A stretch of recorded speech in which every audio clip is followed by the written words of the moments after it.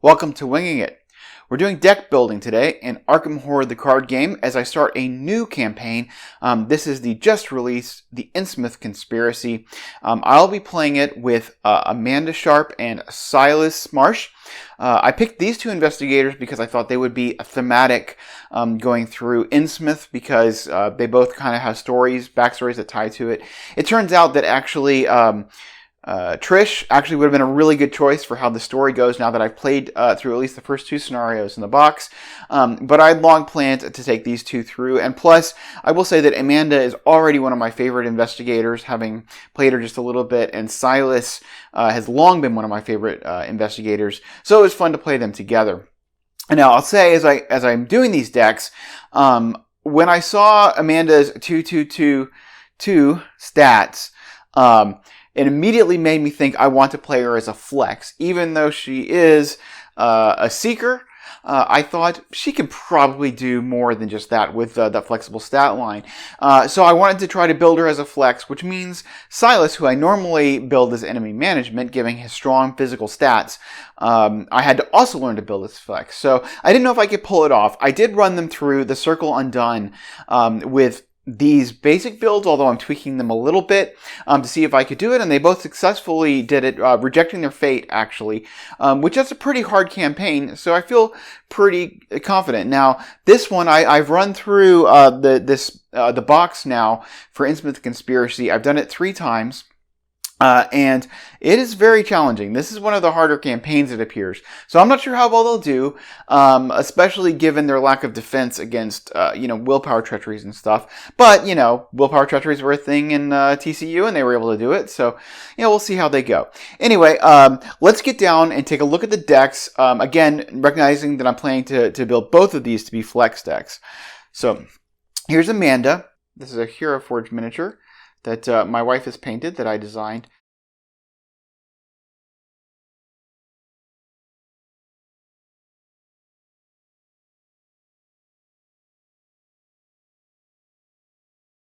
Okay, and then let's take a look at her card. So, as I mentioned, she has a 2-2-2-2 stat line. She has all 2s. And she has the special ability, forced at the start of the investigator phase, draw 1 card. Discard the card beneath Amanda Sharp and choose a card from your hand and place it beneath her. And then it has this trigger that at the start of the test you are performing, commit the card beneath Amanda Sharp. If able, do not discard it when the test ends. This has been changed, actually, errated already, to be a forced effect, so you have to commit it, which means she has to commit her weakness if it's under her, and we'll get to that. And then her Elder Sign effect is +0. For the test, you may double the number of skill icons on the card beneath Amanda Sharp, which is kind of a win more, kind of Elder Sign effect. Not one of the better ones, but it's serviceable. And then she has very even 7/7, which is nice. That gives her a lot of health and sanity soak. So. Her deck building is she can take Seeker cards 0 to 5, Neutral cards 0 to 5, and Practiced skills. She's a skill investigator, and I really like, I like Min, I like Silas, I like the skill-based investigators, so she was the one I was most excited about playing. The 2-2-2-2 stat line seems weak, but she's always going to have something under her, which means she's always going to be boosting. So the question is kind of how to take advantage of that. So, all right, okay, well, let's take a look at her 2 signatures. So she's got this Obscure Studies, which is it's her deck only. Fast, play when you initiate a skill test, and then you can return the card beneath. It's actually an event. Return the card beneath Amanda Sharp to your hand and place Obscure Studies beneath her. And so this will allow you to recur back a really good card and get it back into your hand, or if you just needed the boost or you need to change direction. A generic, this brings her up to a 5 in all her stats, which is really, really good. So, that's a good card. Let's take a look at her weakness. So this is Whispers from the Deep. So this the icon here detracts, so it gives her -1, and you have to put it under her if it's an option. So that's how that works. You can't commit this to other skill tests. So and of course you could bump it out with Obscure Studies, if you needed that turn. So it gives her a whole turn because you're forced to commit it of being at 1s, kind of in precedent territory without the resources.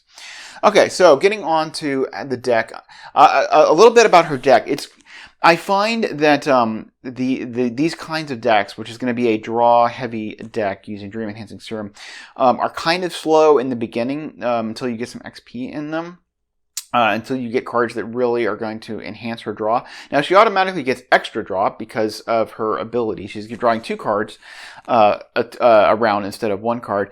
But I still find that it's a little bit... she won't go as fast in her level 0 build as she eventually will. So that's just something to keep in mind. I think it's going to take about 3 scenarios for me to really get her engine going. So I might struggle before then. We'll see. But anyway, the Dream Diary, extremely important to her. We're going to get the Dream of a Child, which gives her the extra icons when she has 8 cards in her hand, because she's going to be playing a big hand style. So the base version is just search your cards for Essence of the Dream and add it to your hand. That's this. It's just an Unexpected Courage, basically. And she can't put this under her on her turn because, she does that at the beginning of the round, of the investigator phase. But if she had it from her previous round, she could put it under her. So this is not very action efficient. We're really just going to use this to solve it.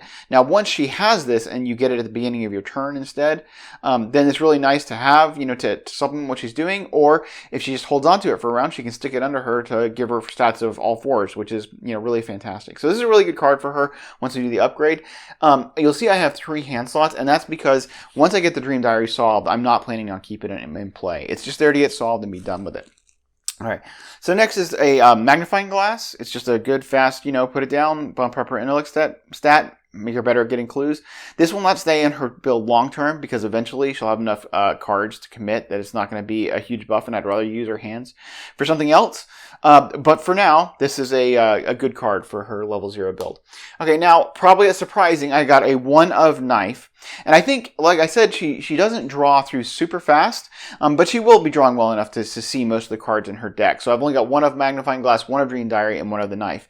So this is something to put in her other hand to make her better at fighting. It does not give her the the damage boost, right? She only, but if this gives her, lets her be fighting at +1 plus whatever her if we put a overpower under her, and this that puts her fighting at 5, lets her punch really well, or combine it with a vicious blow to do double damage. It's just there to help her fight a little bit better. This is basically a placeholder for a Time Worn Brand, which will be an early upgrade to try to get her to be, once she has a Time Worn Brand, she'll be swinging at 4, and you can put an overpower under her, and she'll be swinging at 6 fairly easily, or you could put a vicious blow, and she'll be swinging at 5 for 3 damage hits. So she can do a lot of damage, and putting a 1 of Time Worn Brand just makes her very flexible. All right, so we got to find clothes. The find clothes is going to go into her just for the second scenario. There's parlays, so it's just good to have a 1 of. Again, she draws through her deck fast enough. I should be able to see it, reliably. All right, so we got the Lab Assistant. And I got 2 of these. Lab Assistant will just let her play the big hand style. It helps her with her draw. It helps her hold on to more cards. So just a solid card, solid ally for this style of deck. So this is after the Rook taboo landed, where he's now 4 XP. But I was planning to take Lab Assistant anyway. And when I played her through the Circle and Done, I did take Lab Assistant. Now this is a change from my other build, which is to add. There's a sneaky grizzly totem here. Let me just rearrange my my cards here a little bit. Okay, welcome back. I had uncovered a card that was in my deck, but I hadn't displayed it properly, and that's this Grizzly Totem over here, which we'll get to. But continuing on allies, this is a change I made. I put William Mallison in because he's a great soak for cheap. 2/2 is a great soak, and there's a lot of unavoidable damage in the first scenario. And plus, later in the campaign, when she's cycling her deck a lot and taking a lot of horror, it's just nice to have a cheap ally soak. So the idea is, eventually I can take Charisma and be able to have Lab Assistant and Mallison now, but actually I think Mallison would probably be more valuable in the first scenario. But actually, as it turns out, this is going to work very well with the weakness that she drew as well. So just taking Mallison there for the soak, and of course he can cancel a Treachery and draw a new one if we get something that's particularly nasty.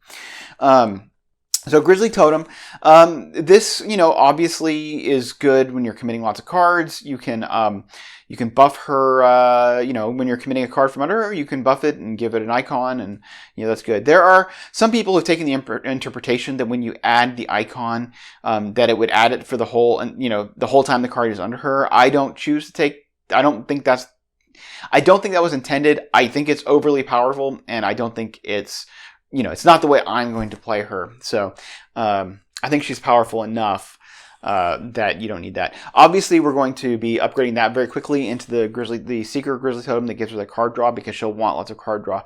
She really thrives from having lots of options for skill cards, and keeping her hand full is very, very important. So to that end, we also have 2 copies of the Dream Enhancing Serum. So this means that you only count the first copy of each card in your hand by name, which is great. So she can just hold on to, lots of cards. It does mean you need to be a little bit careful about not committing, not playing cards that are still in your draw deck, so you can get the draw out of them, because after you draw one, a card that you already have, you can draw another card. And so this gives her card draw, which is really, really good. So it allows you to motor through your deck very fast, and to keep a lot of cards on hand that you can play in whatever situations you find yourself. Okay, now we're getting to the economy cards. I took Burning the Midnight Oil and Crack the Case. And the reason I took these economy cards is because once we get a Time Worn Brand, that's very expensive. We're going to have the Dream Enhancing Serums, the Grizzly Totem, the Dream Diary. These are all assets we want to get into play, and we want to be set up fast. So I wanted to have a good amount of economy in her. Now, once we get 3 aces, that, give 3 resources. I think, which I do plan to take 3 aces with this deck, economy will become less of an issue, because we can just cycle fast and get back to the economy cards. But at level 0, we're just not cycling fast enough to see the economy cards again. So anyway, Burning the Midnight Oil just lets you investigate and get 2 resources, not conditional. It's just, kind of some compression. She will be investigating for sure. This is something that she's going to have to do. So, getting 2 resources while you do it is good. And then Crack the Case, which is always just a solid economy card. That's when you get the last remaining clue, then you can, spread the number of resources among the investigators at your location, which means you could give it to Silas as well. And it's really nice. This is really nice in a big hand kind of deck, because once you don't need it anymore, you can just start giving resources to other people. So that's a thing. The other thing about both of these is they give icons. So if you don't need the economy, you can at least put it under her and bump her up to a 3 intellect. Okay, we got Practice Makes Perfect. Which, since lets you search the top 9 cards for a practice card, and then you can commit it, and if you succeed, you get it back in your hand. Really great for, I'm going to go get a deduction, and, you get the ability, and then you could stick it under her next turn and get lots of extra clues, or, a perception or anything like that. Makes sense. I mean, she can take practice cards. I mean, we've got our practice cards. We have a Promise of Power, Deduction, Vicious Blow, Overpower, Perception. Those are all practice cards that she could get with that. So she's got lots of targets, given that her ability is practice cards. It turns out, though, I don't know that I will keep that in her deck the whole way. Once you're looping really fast, the ability to search for a card becomes less valuable. You're just going to use it and then loop and then use it again. Okay, so now we've got Inquiring Mind, just that you can put this under her as long as there's a clue in her location. She's testing at a 5. This is one of the, this one is a little bit tricky because, it can be very easy to use this to get the last clue off your location, and then it's not worth anything in the Mythos phase. And it would be really nice to have, this 3 defensive stat to be, put her up to a 5 willpower against the Mythos phase. So, something just for me to be cognizant of, about looking at, do I want to get the last clue off the location, or do I want to hold on to it, look at the treacheries, and something to be careful of. Now, Promise of Power. This is a 4 icons, and you add a curse token to the bag whenever you commit it, which curse will give you a -2, draw another token, which is actually kind of painful. So I'm not really, I don't think I ever put this under her in the whole Circle Undone campaign, where you're just motoring through and testing at a 6, but, putting curse tokens in the bag. I'm not saying I won't do it. The situation never came up, but this is really good for, treachery defense and stuff like that. So, suddenly, she has a perception under her, and suddenly she's getting a willpower test. She can chuck the Promise of Power to, defend at a 6. So, all right, and then deduction is pretty obvious. Clue acceleration. She can put this under her to get 2 clues for every investigate. Of course, then she's only at a 3. She needs other things to buff it, or she can commit it to test otherwise. Vicious blow, the same thing for damage, but this actually gives her some surprisingly good damage options. In that she could put this under her and then commit cards, to boost and be doing, it's like she has an innate weapon for a turn, which is great. And it actually is not a terrible combat option. It allows her to, to be, a little bit of a combat player, even without a weapon. So put this under her, have the knife. She's swinging at 4, with 2 damage attacks. Not bad. Probably needs a little bit more of a boost, but there are other cards she can boost with. So we do have Overpower, which, if we're going to fight, even if we're only taking 1 damage hits, like doing 1 damage hit on a 3 health enemy, hitting it 3 times, but drawing a card every time, that's pretty good. So, better than it probably seems. Of course, she would be swinging at a 4, so maybe not good enough, but, there's other things she could commit to it as well. So, okay, then we have the Perception. She would be investigating at a 4. Draw a card when she gets clue. Obviously really good. And of course with the magnifying glass, she would be investigating at a 5. And then we have the Unexpected Courage, just a generically good, sets all her stats to 4 when she puts this under her, Okay, so now we get to her weakness, which I drew, which is Nihilism. This is this is randomly assigned to me by the Arkham Cards app. Thank you, Arkham Cards. So this one generally is fairly weak. I think, I haven't actually played it outside of Jacqueline, who does not like it. This is the one that came in Jacqueline's, and all of the starter deck investigator weaknesses are fairly targeted to be nasty towards them, but not necessarily towards anybody else. So this is after you reveal, cancel, or ignore a auto fail, take 1 damage and 1 horror. So this isn't like terrible because we're not going to be canceling, but if every time we draw an auto fail, taking a horror. And the thing is that because eventually she's going to be cycling her deck very fast, this is just going to sit out and just be something she has to live with. So, that's why Malison turns out to be pretty good, because he can just soak that damage, and I can leave this out in front of her, let him soak the damage, and then just replay him the next cycle around. And hopefully, that will just not, have to not be a thing. So, I'll be interested to see how much it hurts, when I'm not cycling my deck as fast in the early rounds. All right, so that's Amanda. Now let's go take a look at Silas. So sadly, I lost the video beginning of this where I went over Silas's stats and I talked about him as an investigator, and it's picking up right where we started talking about his cards. So real quick, he is a 2 intellect, 2 willpower, 2 fight, 2 agility investigator.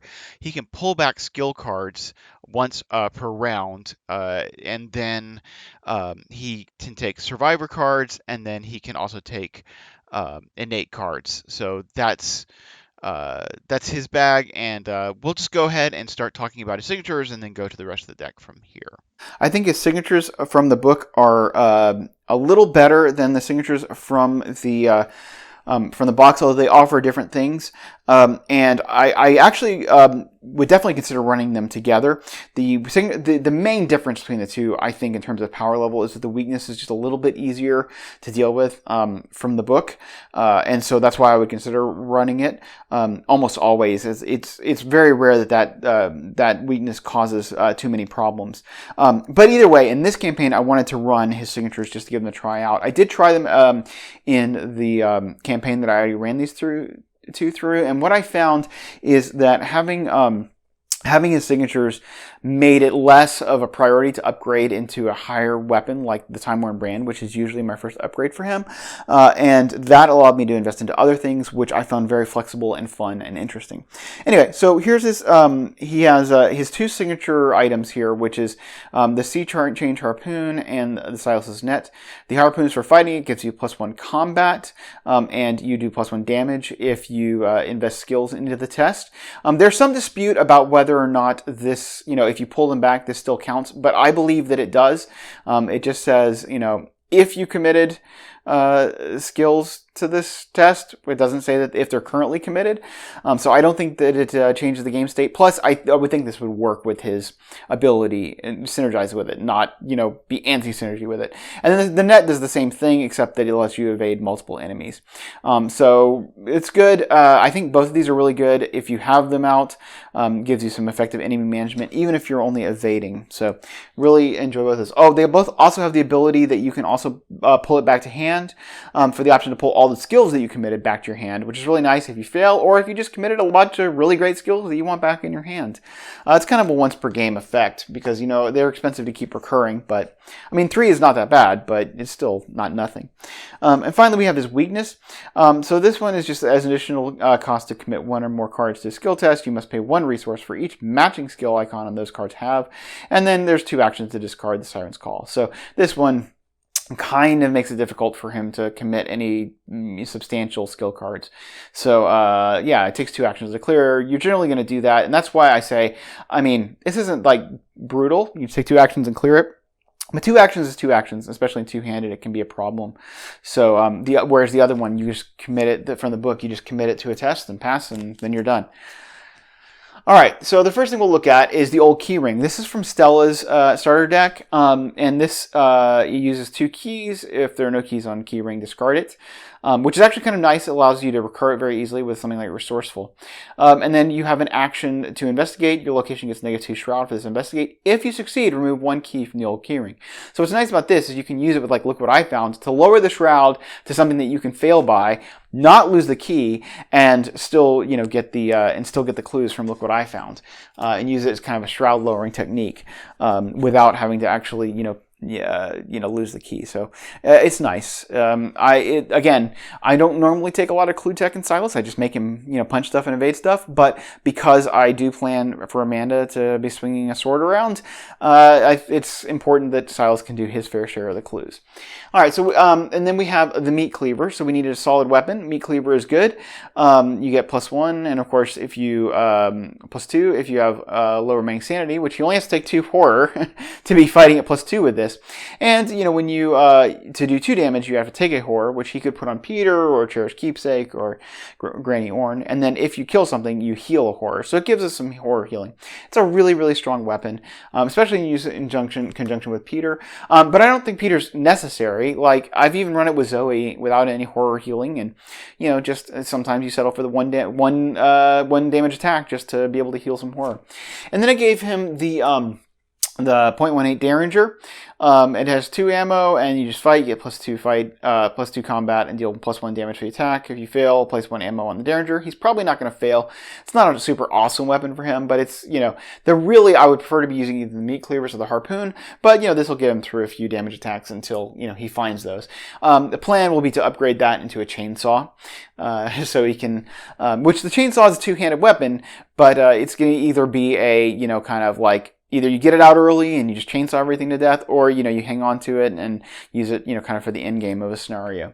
Okay, then we have 2 copies of Peter, just a wonderful ally. He boosts his agility, which is obviously very good. And then, of course, he can take the horror from the meat cleaver for whenever else, and he heals it. So just a really strong ally. Then I'm going to be taking Granny Orn. Now, level 0 Granny Orn is only okay. She gives him +1 willpower, which will help him pass those treacheries. Or at least not fail by as hard, maybe. Although I don't know there's a lot of fail by treacheries, but anyway, whatever. And then you can, when investigator at location would fail a skill test, exhaust Granny Orn, that investigator fails by 1 less or 1 more. So you can use that to help trigger, like, look what I found. Or, if we had a Rabbit's Foot, draw more cards with the upgraded Lucky Rabbit's Foot. But I'm going to be replacing her. Like, my first upgrade is to get a upgraded version of her and to get a Charisma so I can run her and Peter together. I wanted 1 copy in here just because I wanted his low sanity of 5 sanity. I wanted to be able to have some soak. So whichever comes out first, I'll be happy to live with it. I'd rather have Peter, but Granny Orn's pretty good. I got 1 copy of Track Shoes. I did not run this in TCU at all. It's a good card for him. It's just, sometimes assets, you want to be, really invest in your skills, and it's hard to find room in the deck. But I think mobility, especially in the first scenario, is important. Actually, both of the scenarios in Innsmouth reward being mobile. So being able to, move across the map very fast and give the higher agility, it's really good. Okay, and then I got 1 copy of Cherished Keepsake, and this will go away as soon as I'm able to get Charisma and be able to have Peter and Granny Orn out together.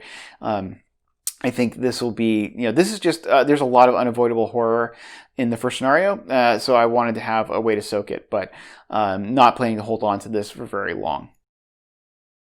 Okay, welcome back. I realized I had things kind of in an odd order. I like to keep, the assets together, and leather coat was not there. So I have a leather coat in Silas. It may be the first time I've ever taken a leather coat in Silas. With 9 health, it's like, oh my gosh, why do you need a leather coat? But the answer is, just for the first scenario, there's a lot of unavoidable damage.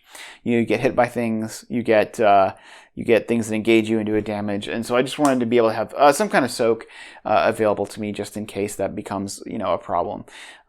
So that'll be going away fairly soon. Lucky, just a really good card, right? you take this and pretty much like anybody who can take it, survivors are going to take it. It's just like when you're failing a test, you can commit less to tests, which really has a lot of value in your hand when you can undercommit to tests, and I just plan on succeeding them. So that'll give them some treachery, some treachery protection as well.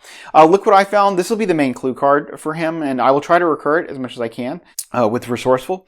But this is when you fail a skill test by 2 or less while investigating, which he's a 2 intellect, so it's not going to be hard to do. You can, pay for this and get 2 clues. So that's really good. And you might actually pass, in which case you just get the clue, and that's good too. So we have Live and Learn. So this is lets you repeat a skill test, and you get plus 2 skill value for this. So this lets you do cool things like, use the old key ring. You bring the shroud down. You fail the test. You get the look what I found. Then you live and learn it again to get your value up, and you pass the test. Now you've got 3 clues because off of 1 action where you got to look what I found, and you might be able to trigger the take heart off the failed test. So live and learn's a pretty nice card to use with fail effects. Okay, and then we've got Resourceful. So this is a skill card. We're getting first skill card that we've got in him. So you let you just choose a survivor card and bring it back to your hand. This is really nice. This is pretty much an auto-include in Silas. It works really well with this Elder Sign effect. If this is in his discard, it lets you, commit this to a test and then pull back another card from your discard pile. It's really, really strong. And then we have Take Heart. Which is just if you fail, you get 2 resources and draw 2 cards. So it's a good economy card for him. Helps him get his card draw online. It's really great in Silas because if you accidentally pass the test, you can just pull it back. So you don't have to waste Take Heart. You can commit it to more marginal tests where you'll get something out of it. Quick Thinking, really good. This somewhat serves for the fact that he can't do Guardian level damage because he doesn't have like the 3 combat options, although now with the chainsaw he can. But being able to just take extra actions and do extra damage is really good. You can often this is triggered with the Elder Sign effect, giving him extra actions, when that happens. So Quick Thinking is just really good. Extra actions, good. All right. Daring. Now this is one of the cards with that has a persistent effect, or at least the current understanding of the community is that it has a persistent effect. There hasn't been an official ruling on it, but the logic goes, well, let me talk about the card first. It gives you 3 wild icons, but you can only commit it during an evasion or attack, and the enemy will get alert and retaliate. So it's a little bit risky. And then after the skill test ends, you draw 1 card, even if you fail or even if you pass. So the retaliate is going to be a persistent effect, and the alert. So even if you pull it back and you fail, you're still going to get hit. You can't pull it back and go, oh, no, just kidding. But the other thing is that after the skill test ends, draw 1 card. And there was some discussion about that, but the reason that the community believes this is a persistent effect is because for this card to work at all, the draw 1 card, by the time you're hitting draw 1 card, this has already hit the discard pile. It's already out of play. And so the draw 1 card has to be a persistent effect, which means if I pull it back, it's still a persistent effect, so I still get to draw 1 card. So this can be a nice draw card for him. You're already smashing a test, fight test. You just commit this. If you need it, that's great. If you don't, you pull it back and you still get to draw a card. All right, and then I've got Eureka. So this, may seem a little bit counterintuitive because, like willpower and intellect, I mean, is he really going to be committing to this? But, he's going to have to on time. He's going to have to pass those tests. And this lets him, look through the next 3 cards and select one. It's just a really strong card. You may have wondered why I didn't take this in Amanda.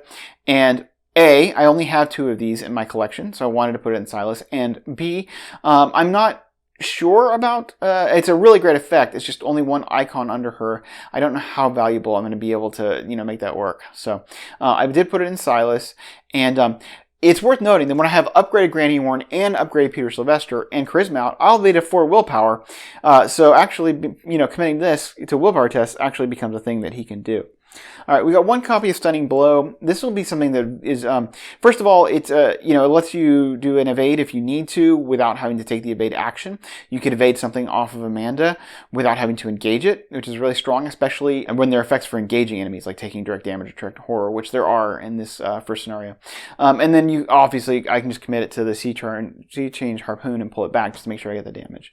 Unexpected Courage, it's just, generically good. I can commit it to just any test and, pull it back if I need to, or leave it committed. And finally, he got Internal Injury, which is fairly straightforward.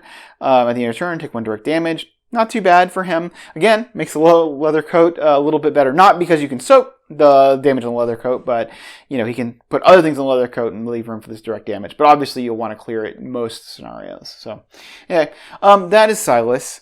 Now, I'm super excited. Let's go play the Innsmouth Conspiracy.